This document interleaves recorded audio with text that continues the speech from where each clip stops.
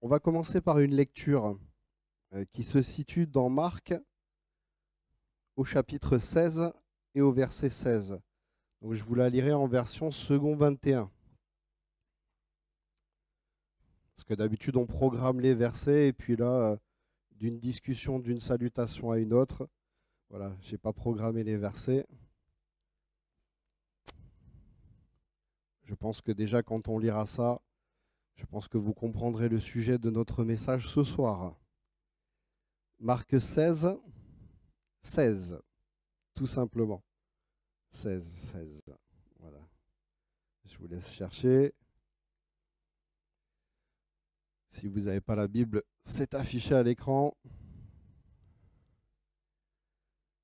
Celui qui croira et qui sera baptisé sera sauvé. Mais celui qui ne croira pas sera condamné. Alors moi, je peux vous dire que en écrivant ce message, ça m'a beaucoup interpellé. Parce que ce soir, je vais faire appel à cette consécration dont beaucoup de vous êtes passés, et certains, voilà, je le sais, vont y passer d'ici quelques temps. Voilà, que le Seigneur les bénisse. Soyez fortifiés, soyez voilà, vraiment bénis dans cet acte. Voilà. Et donc, pour vous qui y êtes passés depuis longtemps, prenez-le comme une fraîcheur. Prenez-le comme quelque chose qui n'est pas si vieux que ça finalement, quand on regarde bien à l'image de l'éternité. Baptisé. Est-ce que quelqu'un sait ce soir ce que cela signifie? Baptisé. Bon, voilà, j'entends des choses intéressantes. Je vais faire plaisir à certaines personnes ici. Le verbe baptiser vient du grec baptizo, qui signifie littéralement plonger, immerger, submerger. Pourquoi, à un moment donné, dans notre statut de repenti, on doit aller s'immerger? Pourquoi est-ce qu'on doit prendre cette décision? C'est ça aussi qu'on va voir ce soir. Pourquoi faire ce choix? Il y a des frères et sœurs qui l'ont fait il n'y a pas très longtemps. Je pense que quand ils l'ont fait, ils ont compris qu'il y avait quelque chose qui s'était passé en eux. Mais moi, j'ai envie de... C'est vrai que j'ai construit mon message un peu, peut-être qui va vous paraître un petit peu bizarre ce soir, mais moi j'ai envie de vous dire, est-ce que vous pensez que le fait de vous être baptisé, ça vous a sauvé? Mhm. Ah ah. Ben, moi j'ai envie de vous dire, mes frères et sœurs, que le baptême, en réalité, il n'est pas indispensable au salut.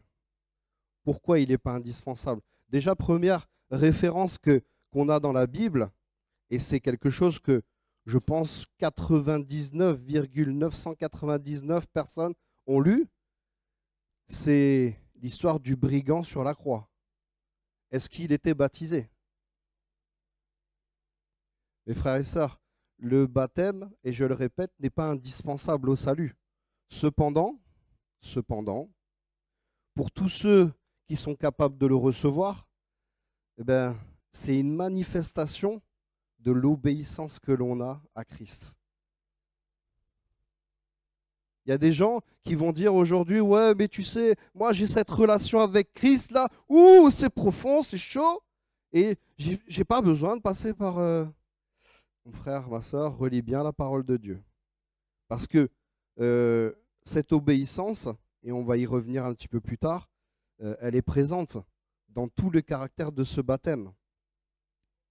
Et il est important de se rendre compte ô combien observer l'obéissance à Dieu va nous construire spirituellement. Moi, j'ai envie qu'on prenne ce passage. Est-ce que ça vous intéresse qu'on lise la parole de Dieu ce soir? Les filles, ça vous dit? Ouais, cool, c'est bien. Allez, on y va. On va prendre 1 Pierre au chapitre 3. Et En fait, on va essayer d'illustrer pourquoi il est important pour nous de nous engager, de prendre acte de cette obéissance. À 1 Pierre au chapitre 3, on va prendre à partir du verset 18, si tu veux bien, mon frère. C'est bon, si on commence là-dessus, on n'a pas fini. Donc 1 Pierre 3 à partir du verset 18.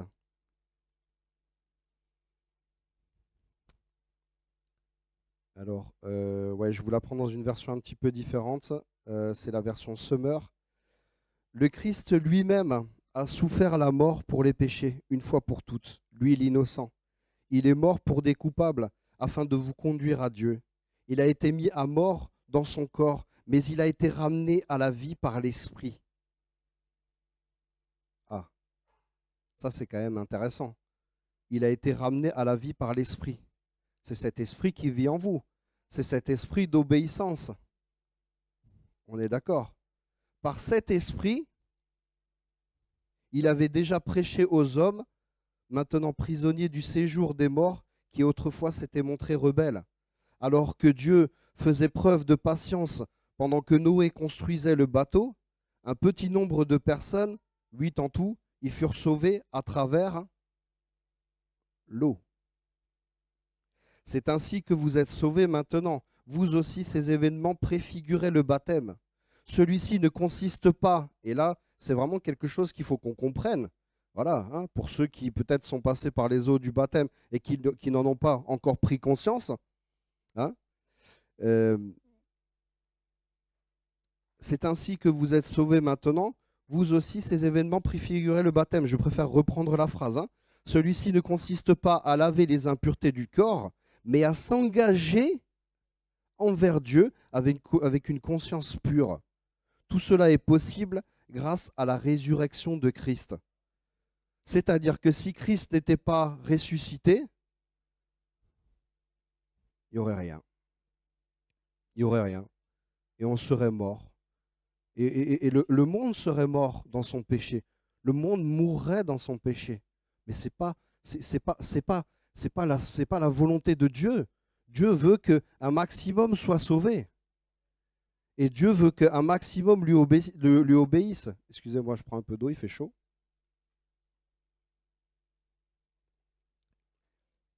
Mais ce sur quoi je veux vraiment revenir, parce que j'ai lu plusieurs fois ce Marc 16, parce que quand je lis ça, je me rends compte que celui qui ne croira pas sera condamné. Vous voyez?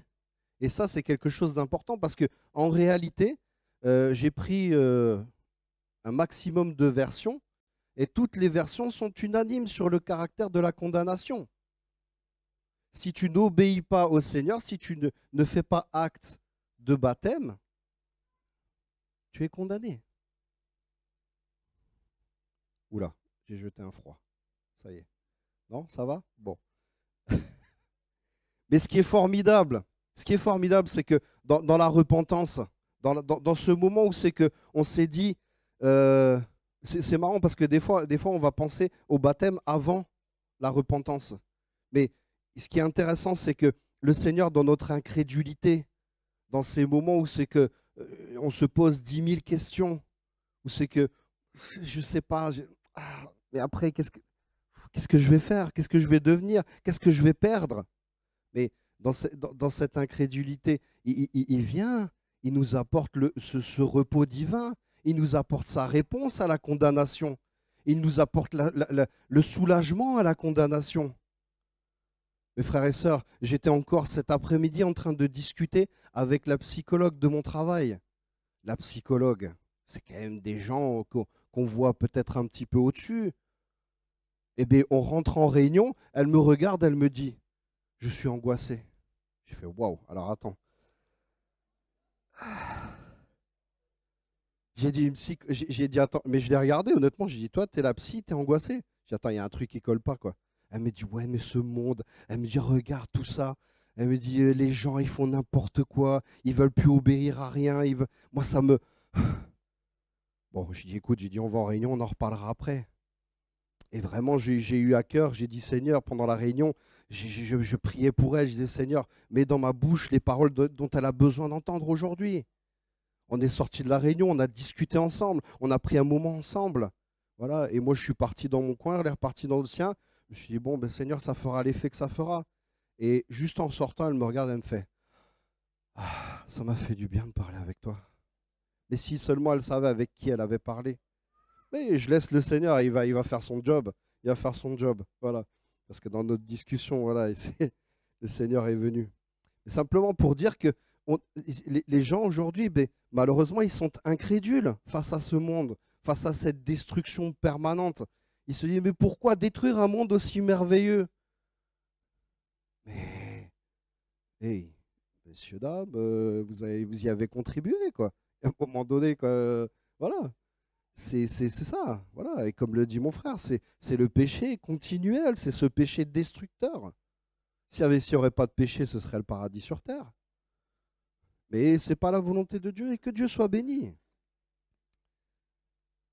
Moi, j'ai envie de dire que voilà, et vraiment remettre ça sur la table, parce que je pense que ce soir, il faut qu'on joue carte sur table. Seul le sang de Jésus purifie de toute souillure. Le baptême apporte cette obéissance, le baptême apporte cette vision vis-à-vis des personnes, mais seul le sang de Jésus purifie. Et le chrétien qui s'engage fermement au travers des eaux du baptême, mais il est à même après de comprendre ce qu'est donner sa vie. Hein, c'est ce qui était marqué juste avant. Le Christ lui-même a souffert la mort pour les péchés. Le Christ lui-même, c'est-à-dire que lui-même a compris ce que ça voulait dire obéir au Père, obéir à Dieu. Et je pense que ce soir, c'est vraiment quelque chose, mon frère, ma soeur, si tu n'as pas compris le sens de l'obéissance, eh bien, mets-toi à genoux. Parce que l'obéissance, on va y revenir un peu dans ce message, mais l'obéissance, c'est essentiel. C'est comme respirer. La personne qui désire être baptisée doit être un disciple à part entière, c'est-à-dire quelqu'un qui croit en Jésus, quelqu'un qui croit en sa main salvatrice, quelqu'un qui croit que sa mort sur la croix, elle était pour lui, elle était pour son cœur, elle était pour son âme. Moi, je suis toujours, mais toujours ému quand je lis les passages de la crucifixion, de cette passion, vraiment. Et ô combien se baptiser pour un chrétien, ça devient, à un moment donné aussi, ça devient une passion, ça devient cet acte. Oui, je vais montrer au monde entier que j'aime Jésus, parce qu'il m'a aimé en retour, et parce qu'il m'aime jusqu'à son retour. Voyez, je me répète, mais seul Jésus purifie notre cœur d'homme, de femme, pour en faire un cœur de serviteur. Ce cœur de serviteur, pour nous, il doit être essentiel. C'est que je, je, je, je suis, je suis étonné parfois que des personnes encore sont passées par les eaux du baptême et traînent la patte quand on dit, ben tiens, on va faire un événement particulier à l'église, on va faire une campagne d'évangélisation, on va faire telle et telle chose. Mais moi, j'ai envie de te dire, mon frère, ma soeur, si tu es passé par les eaux du baptême, c'est parce que tu avais envie d'obéir, c'est parce que tu avais envie de servir. Et ça doit être naturel. J'ai envie de prendre ce passage dans Acte 22, 16. Acte chapitre 22 au verset 16.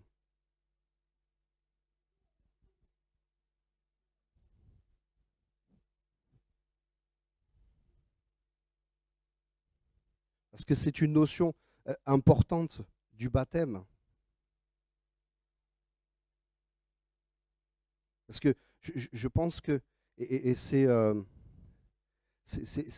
c'est le titre de mon message ce soir, c'est qu'il y a des personnes encore, et j'en profite pour saluer les internautes, mais il y a des personnes qui malheureusement tardent encore un peu à rentrer dans ces bienfaits, dans les bienfaits de Dieu.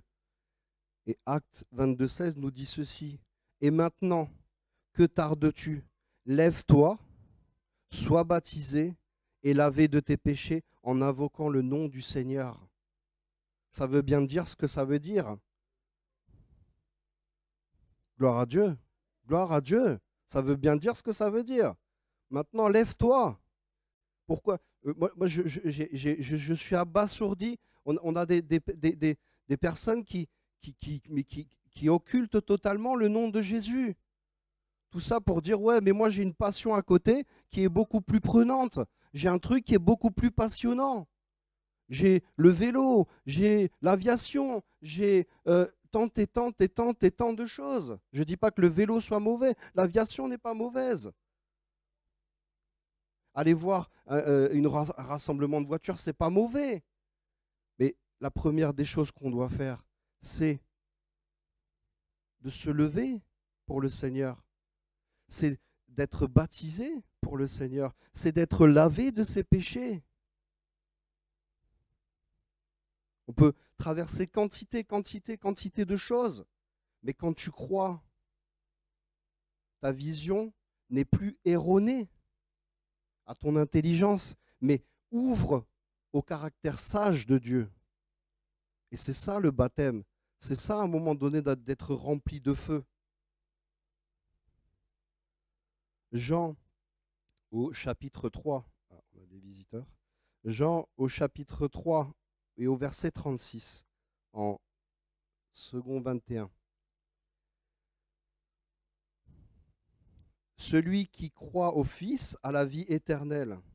Celui qui ne croit pas au Fils ne verra pas la vie. Aïe. Aïe. Waouh, Seigneur. Mais la colère de Dieu reste au contraire sur lui.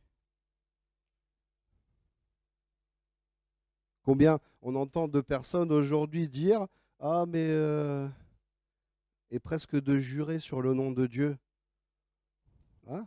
On l'entend ça, hein, des personnes qui disent ça. Mais est-ce qu'ils s'imaginent la colère qui reste sur leur vie? Et pourtant Dieu les aime. Et pourtant Dieu veut les sauver. Et pourtant Dieu, à un moment donné, est venu vous chercher. Est venu te chercher, mon frère, ma sœur, pour que tu sois baptisé et sauvé. Pour que tu sois sauvé et baptisé. Gloire à Dieu. Hein? Moi, j'ai envie de dire que Jésus, ça a été pour nous le meilleur des exemples. Et mes frères et sœurs, franchement, on prend 2 secondes, là, on réfléchit, là. Le baptême de Jean-Baptiste pour Jésus. Mais Jésus, mais Jean-Baptiste, quand il l'a vu arriver, il a dit, non, mais c'est moi qui dois être baptisé par toi, et pas l'inverse. Mais Jésus, lui, il savait déjà, il connaissait les plans de son père.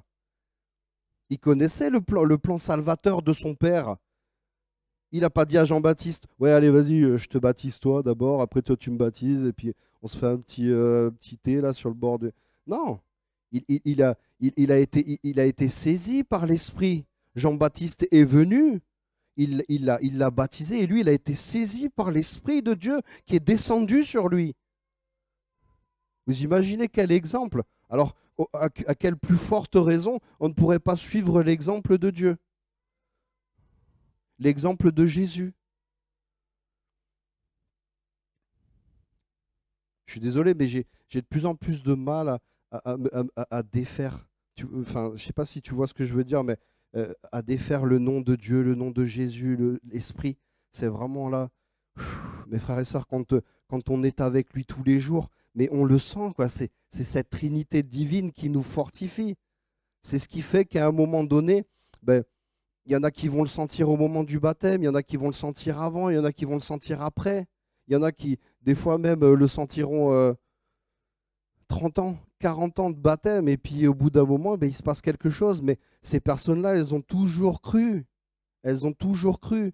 Et c'est ça qui sauve. C'est ça, c'est cette foi.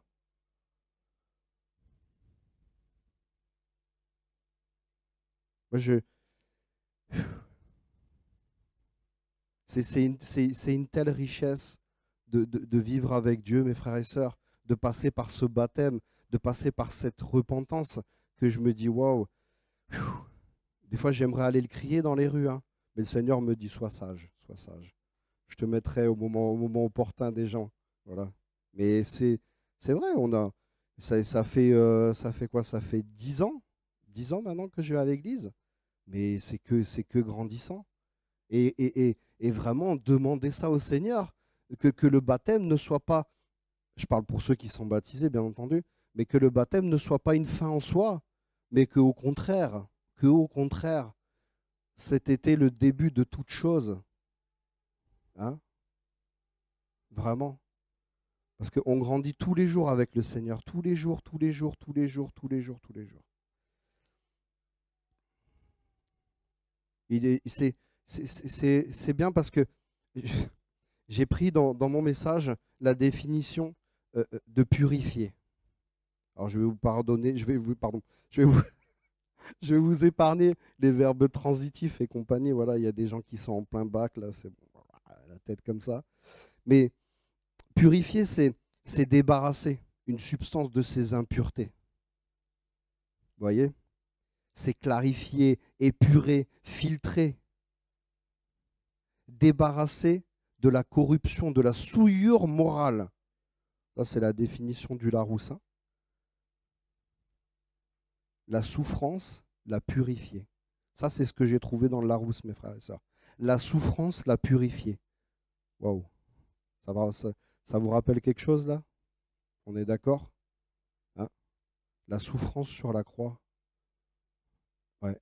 Elle a purifié. Nombre et nombre et nombre. Et elle purifie. Là encore, en cet instant, mes frères et sœurs, il y a des gens qui donnent leur cœur à Dieu. Ouais, c'est ça, carrément. Voilà. Moi, j'aime ça. Réponds-moi, mon frère, hein, j'aime ça. Hein. Voilà. Répondez-moi. Hein. Voilà, j'ai besoin de vous, là. Hein.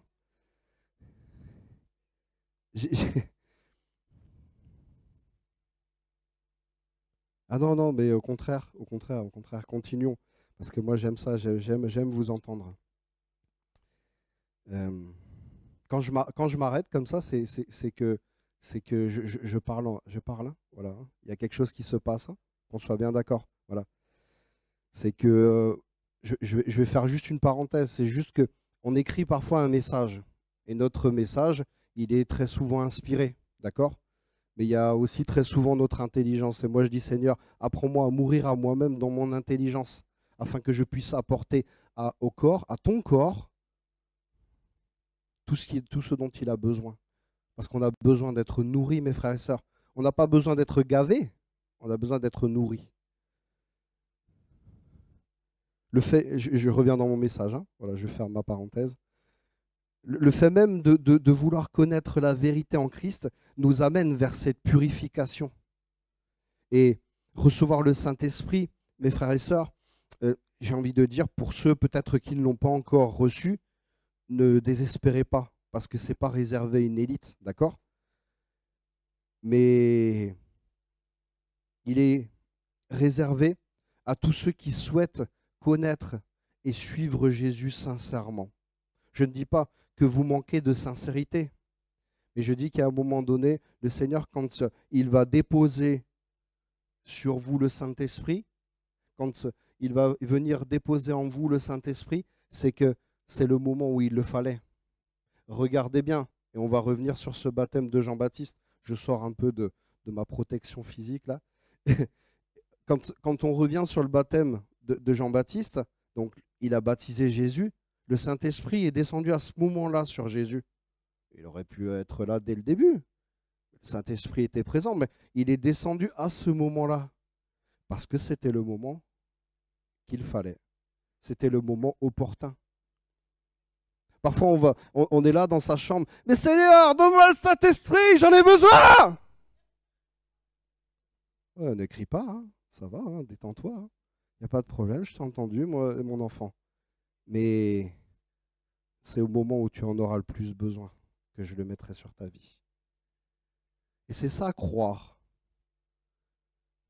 Croire, c'est pas nécessairement voir, mais c'est espérer. Et quand je suppose que quand on est passé par les eaux du baptême, on espérait en la puissance de Dieu qui vienne s'instaurer en nous. On espérait. Et Dieu espère chaque jour en vous, mes frères et sœurs. Chaque jour, chaque instant. Vraiment. J'aimerais que on puisse prendre ce passage dans 1 Pierre au chapitre 4.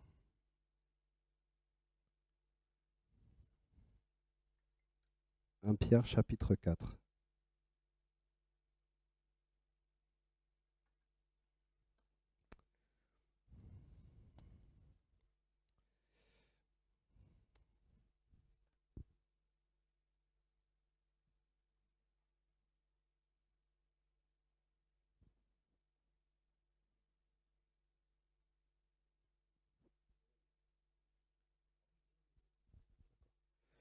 Ok. Je fais appel à la sagesse. Donc 1 Pierre, donc chapitre 4, verset 1er et verset 2.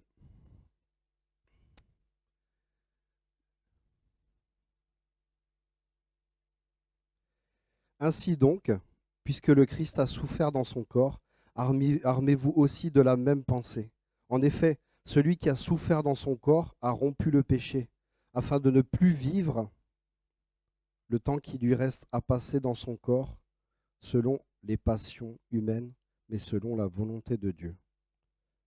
Ne plus vivre le temps qui lui reste à passer dans son corps selon les passions humaines, mais selon la volonté de Dieu. Mes frères et sœurs, c'est ça le baptême, c'est ça l'engagement avec Dieu. C'est ne plus suivre ses passions, mais réellement suivre la volonté de Dieu.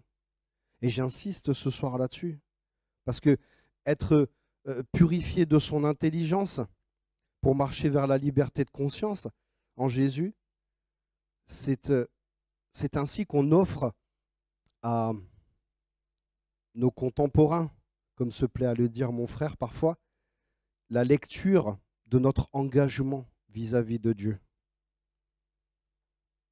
Se convertir, c'est recevoir le baptême et montrer aux autres que quelque chose a littéralement changé en nous. Nos passions ont été véritablement brisées. Et celui qui souhaite vivre simplement en Christ, il faut qu'il prenne conscience de cette mort, de cette souffrance et de ce baptême.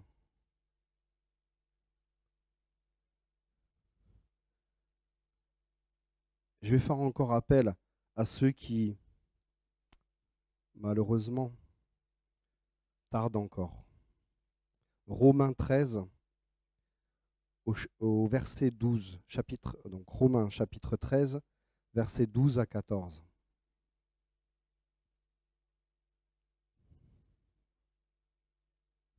Est-ce qu'il se passe quelque chose, mes frères et sœurs, dans vos cœurs?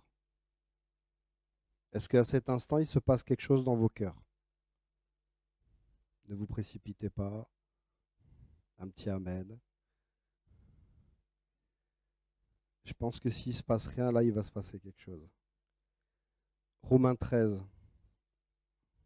La nuit est avancée, le jour approche. Dépouillons-nous donc des œuvres des ténèbres et revêtons les armes de la lumière. Mes frères et sœurs, c'est ce que vous avez fait en passant par les eaux du baptême. Vous êtes revêtus de ces armes. Et ça, le fait de se revêtir de ces armes, ça amène toujours et plus en simplicité à vouloir connaître Dieu, à connaître sa simplicité de cœur.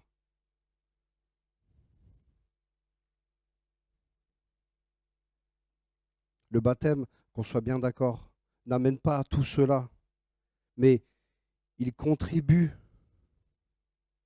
à nous apporter cette conscience cette conscience bonne en lui, qui doit toujours être ancrée en lui. Quand on se lève le dimanche matin, quand les frères font l'appel pour la Sainte Seine, que ceux qui sont passés par les eaux du baptême se lèvent. Moi, je ne sais pas ce qui se passe dans vos cœurs, mais le Seigneur, lui, il sait ce qui s'y passe. Mais qui n'est pas fier, quand on entend ça, de se lever, de dire Seigneur, ah ouais, mais alors cette semaine, aïe, aïe, aïe, aïe, aïe, aïe, aïe, aïe, aïe, aïe. Est-ce que j'ai été gentil avec la voisine? Est-ce que j'ai été gentil avec ma sœur, avec mon frère? Est-ce que j'ai tenu la porte à la vieille dame? Bon. Puis bon, il y a plein de choses, hein. Il y a des choses plus graves encore, hein. Voilà, hein. Il y a des choses qui sont encore et encore et encore plus graves. Mais justement, c'est ça, cette conscience. C'est pour ça qu'à un moment donné, vous êtes passé par ces eaux du baptême. C'était non seulement pour vous apporter cette conscience d'avoir été purifié, mais aussi de vous rappeler que quelque chose est venu sur vous, pour vous rappeler qu'il y a une nouvelle force en vous.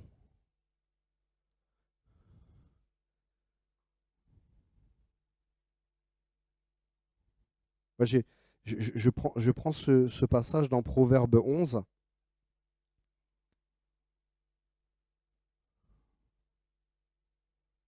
Proverbe 11 au verset 25.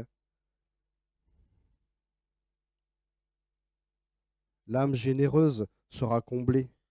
Celui qui arrose sera lui-même arrosé. On a toujours cette notion d'eau, hein, on a toujours cette notion d'aspersion de quelque chose. Parce que vous, quand vous avez été arrosé du baptême, il y a quelque chose de plus qui s'est passé en vous. Il y a quelque chose qui vous rappelle, qui vous a rappelé que vous vous engagez avec Dieu. Eh bien, après, c'est à nous d'aller diffuser cette source d'eau vive à l'extérieur, cet engagement. Moi, parce qu'il faut quand même se rappeler que cette parole, c'est une parole inspirée de Dieu, n'est-ce pas? Et notre Dieu, on se rend compte que notre Dieu éprouve une grande générosité devant celui qui ne compte pas les termes de son engagement. Parce que combien sont parfois à dire, ouais, mais Seigneur, alors attends, j'ai fait ça, et puis j'ai fait ça, et puis j'ai fait ça, et encore ça, et ça. T'as vu quand même, j'ai fait quand même beaucoup de choses, hein. Eh, tu vas me sauver, non? Mes frères et sœurs, ce n'est pas les œuvres qui sauvent, c'est la foi. Ça, c'est quelque chose qu'il faut vraiment comprendre, parce que je pense que encore aujourd'hui, il y a des personnes, quand les responsables de l'Église, en l'occurrence Jérôme, vient dire ouais, mais tu comprends, dans ce service-là, je ne peux pas t'y mettre, parce que il faut qu'il se passe quelque chose en toi. Je pense que c'est pas fait de gaieté de cœur souvent, mais c'est fait en âme et conscience. Parce qu'un jour, il devra le justifier, ça, devant Dieu. D'accord? Parce qu'il est passé par les eaux du baptême, comme vous et moi. Et il se rappelle, je pense très souvent, ce baptême. Et quand on veut s'engager avec Dieu, il faut vraiment, mais s'oublier soi-même. Il faut s'oublier complètement. Je ne dis pas d'avoir de l'inconscience, mais il faut savoir s'oublier. C'est ça un cœur de serviteur. C'est pas de dire ouais, mais alors tu vois, Seigneur, j'ai posé là les carreaux, là, cette ligne de carreaux, c'est moi qui l'ai posé. Bah, tu as vu, je l'ai bien posé. C'est vrai que ce carrelage, il est super bien posé quand même. Mais merci mon frère, merci Nance. Mais le truc, c'est que moi, je suis persuadé que Didier, il n'était pas là en train de dire bon, alors là, j'ai fait 1, 2, 3, 4. Seigneur, tu as vu tous ces carreaux que j'ai posés pour toi? Non, il est venu avec un cœur de serviteur. Hein? Je sais pas, on peut prendre mes nombres et nombres de choses comme ça. Moi, une fois, je suis rentré dans l'église, j'étais j'étais dans la joie, vraiment. J'étais là-haut, et la sœur, elle m'a pas vu rentrer, ou peut-être pas tout de suite, mais elle était en train de chanter. Et je pense qu'à ce moment-là, il y avait tant et tant de choses qui se passaient dans son cœur. Mais elle était là, elle était en train de nettoyer la salle. Elle est là, elle est présente ce soir. Hein, notre sœur Olga. Eh oui, bien sûr, bien sûr. Mais je le dis parce que ça fait du bien d'entendre son nom quand on sert Dieu. Mes frères et sœurs, servez Dieu. Notre Église a besoin de gens qui servent Dieu sincèrement. OK? Et ça, c'est important. Et je pense que quand on le fait sincèrement, sans arrière-pensée, mais c'est tellement bon. Et le Seigneur l'a dit, l'âme généreuse sera comblée, celui qui arrose sera lui-même arrosé. C'est pas fort ça quand même, quoi. Moi, je trouve ça excellent, quoi. Le cœur du chrétien qui s'engage fermement envers et malgré tout, selon, selon la glorieuse richesse de Christ, sera comblé dans son cœur, dans sa vie, dans tous les détails. Dans tous les détails. Moi, je suis toujours stupéfait par cette grâce, par les détails, par tout ce que l'Éternel fait jour après jour pour nous et en nous. Je vais prendre ce passage dans Matthieu 28, au verset 19 en version Summer. Matthieu 28, au verset 19 à 20.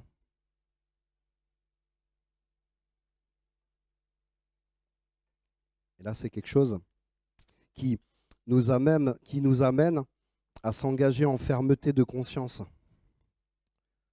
envers Dieu. Parce que vous avez bien compris que le baptême, c'est un engagement. Et c'est bien ce qu'on se dit ce soir, mes frères et sœurs. C'est bien ce qu'on se dit pour ceux qui sont de futurs baptisés. Voilà, excusez-moi, je ne vous vois plus là. Je suis rentré dans la lumière. Voilà. Mais le truc, c'est que le sujet ce soir, c'est vraiment ça. Le baptême, c'est un engagement ferme et définitif avec Dieu. Et même si à un moment donné, on dit, ouais, mais alors là, c'est bon, moi, Dieu, j'en ai ma claque, hein, je vais aller faire autre chose, eh ben, lui, il ne vous oublie pas, hein, attention. Et non seulement il ne vous oublie pas, mais il fera tout pour vous ramener à la maison.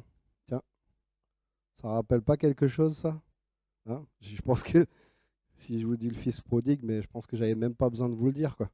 C'est que mes frères et sœurs, même si vous vous éloignez de Dieu, il aura tout fait de venir vous rechercher, hein. Mais tout fait, hein, vraiment. Cet engagement avec Dieu dans Matthieu 28, au verset 19 et 20. Allez donc dans le monde entier, faites des disciples parmi tous les peuples, baptisez-les au nom du Père, du Fils et du Saint-Esprit, et apprenez-leur à obéir tout ce que je vous ai prescrit. Et voici, je suis moi-même avec vous chaque jour jusqu'à la fin du monde. C'est bon ça quand même, non? Waouh! C'est-à-dire que toi, si tu as eu cette capacité à te dire je vais passer par les eaux du baptême, lui, jamais il te lâchera. Jamais, jamais. C'est dans son, mais c'est dans ses tripes de vous aimer, mes frères et sœurs. C'est dans son cœur de vous aimer, son cœur de père. Vous voyez, hein, les enfants, enfin les jeunes, les enfants, hein, Manu, Dieu vous aime de tout son cœur.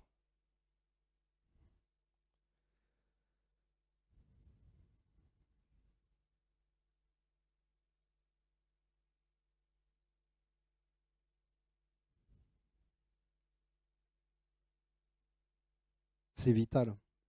C'est vital. D'aimer, de s'engager avec Dieu, c'est vital.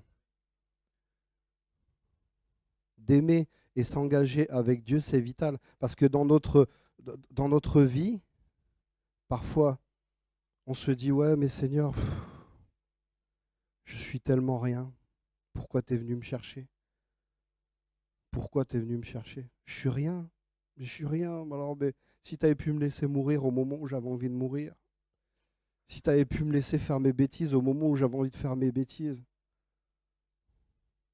Mais lui, il a envie que vous soyez, que vous trôniez mais à sa droite, sa gauche, à l'est, à l'ouest, devant, derrière. Il a envie que vous, mais que vous trôniez sur le monde que vous ayez autorité sur le monde. Et ça, c'est quelque chose qu'il faut comprendre quand on va se faire baptiser, quand on va passer par les eaux du baptême. C'est de se dire que le Seigneur veut que l'on dirige, mais qu'on soit avec lui dans l'éternité. C'est waouh. Et parfois, on se dit, ouais, mais Seigneur, mais c'est trop lourd. J'ai déjà ma vie de famille, c'est compliqué. J'ai déjà mon boulot, c'est compliqué. Alors si en plus il faut que je t'obéisse, ça va être encore plus compliqué. Ah, Matthieu 11, au verset 29 et 30. Je vais vous rappeler ceci. Je vais en faire simplement la lecture. Prenez mon joug sur vous et mettez-vous à mon école, car je suis doux et humble de cœur, et vous trouverez le repos pour vous-même. Oui, mon joug est facile à porter, et la charge que je vous impose est légère. Moi, je vous le dis sincèrement, s'engager avec Christ, ce n'est pas lourd. Par contre, ça va nous alléger. Ça t'allège, ça allège ton cœur, ça allège ta conscience. Parce que parfois, combien nos consciences sont lourdes, hein? Parce que on a fait ci, on a fait ça, on a fait ni, on a fait là. Moi, je le confesse bien volontiers, hein. On était dans une église où j'y ai fait des bêtises, mes frères et sœurs. Je ne vais pas rentrer dans les détails parce que le Seigneur m'a dit un jour, ça c'est entre toi et moi. Mais j'y ai fait des bêtises. Voilà, j'étais jeune. Mais combien ma conscience est restée lourde, mais lourde, mais lourde. Et je me levais le matin et je disais, mais pourquoi j'ai ce poids sans arrêt? Et c'est dans cette repentance, c'est dans cet acte de foi, en disant, maintenant je m'engage avec toi, et oui, je veux me baptiser, je veux passer par les eaux du baptême, qu'il m'a allégé. Il m'a allégé. Et ça, c'est vraiment quelque chose. Waouh! Je repense encore à ma psy.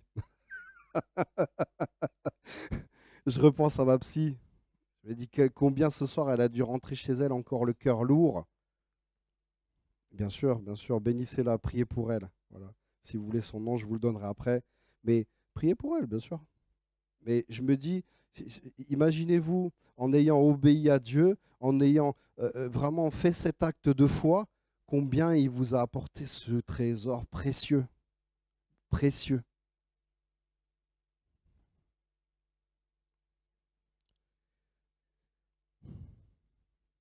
Romains, donc chapitre 13, au verset 14.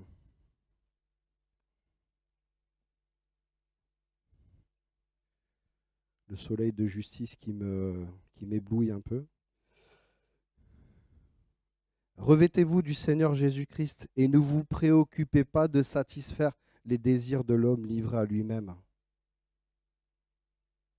Aujourd'hui, mes frères et sœurs, c'est ça le plus important, c'est qu'en réalité, on n'est plus ignorant. On n'est plus, je crois qu'au Canada, ils disent niaiseux. on n'est plus niais. On a conscience de ce qui va se passer, on le sait très bien. Et merci Seigneur qu'un jour il soit venu nous sauver, qu'il soit venu nous prendre, qu'il soit venu nous ordonner de passer par le baptême. Parce que c'est ce baptême-là qui va à un moment donné nous rappeler que on marche avec lui, on marche pour lui. Quelle grâce. Je vais finir là-dessus. Acte 22 au verset 16. Je le reprends, mais vraiment je veux que on puisse prendre conscience de ce verset, peut-être relis-le chez toi ce soir. Et maintenant, que tardes-tu? Lève-toi, sois baptisé et lavé de tes péchés en invoquant le nom du Seigneur. Amen. Seigneur, nous te remercions pour tout ce que tu fais, Seigneur, dans nos vies. Nous te remercions, Seigneur, pour cette vie, Seigneur, pour laquelle tu es venu nous sauver, pour laquelle tu es venu briser par ton nom ce pouvoir du péché. Et ô combien, Seigneur, je te remercie pour ce baptême, Seigneur. Parce que, Seigneur, au-delà du baptême d'eau, Seigneur, tu nous baptises de l'Esprit. Tu nous baptises pour que nous soyons chaque jour plus près de toi, Seigneur. Et ô combien, Seigneur, vraiment, je te remercie. Je te remercie pour ta grâce. Je te remercie pour cette gloire, Seigneur, sur mes frères, sur mes sœurs, Seigneur, sur leurs enfants, sur leurs familles, Seigneur. Ô combien je te demande, Seigneur, de bénir peut-être ce soir les enfants qui ne sont pas encore à toi, Seigneur mon Dieu. Tu vois, Seigneur, ces parents peut-être qui pleurent, Seigneur, parce que leurs enfants se sont éloignés de toi. Eh bien, Seigneur, rappelle-les à toi, Seigneur, que cette graine, Seigneur, qui a été plantée dans les cœurs et dans les vies, Seigneur, puisse vraiment faire émerger ton esprit en eux, Seigneur, et que ta gloire, Seigneur mon Dieu, resplendisse dans leur cœur, dans leur âme, Seigneur mon Dieu, et que leurs yeux, Seigneur, deviennent flamboyants de ton esprit, Seigneur, par ta grâce, Père éternel. Merci pour ta bonté, Seigneur. Merci pour ta fidélité, ô Éternel. Ô combien, Seigneur, ce soir, on pourrait encore dire tant et tant de choses, Seigneur, sur ce baptême, Seigneur. Mais je veux que nous puissions, Seigneur, rester, Père éternel, chaque jour fidèles à ta parole, Seigneur, et que nous ne soyons pas, Seigneur, là pour nous gaver, Seigneur, mais que nous ayons cette nourriture essentielle à nos cœurs, Père éternel. Car ta manne, Seigneur, est une manne, Seigneur, qui nous nourrit, Seigneur, qui nous fortifie, qui nous relève, ô Éternel. Ô Jésus, combien, Seigneur, je te prie encore, Seigneur, mon Dieu, pour ta grâce et ta bonté. Combien je te prie encore pour cet engagement que tu as pris pour chacun de nous. Et ô combien, Seigneur, mes mots sont faibles, Père éternel, mais je veux te remercier pour ta grâce, te remercier pour ta fidélité, te remercier pour ton amour, Seigneur. Alléluia, Jésus. Amen. Amen.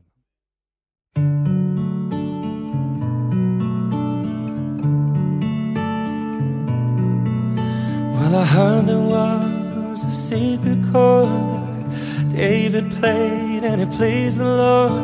But you don't really care for music, do ya? Well, it goes like this: the fourth, the fifth, minor fall and major lift, the baffled king composing hallelujah, hallelujah, hallelujah, hallelujah, hallelujah.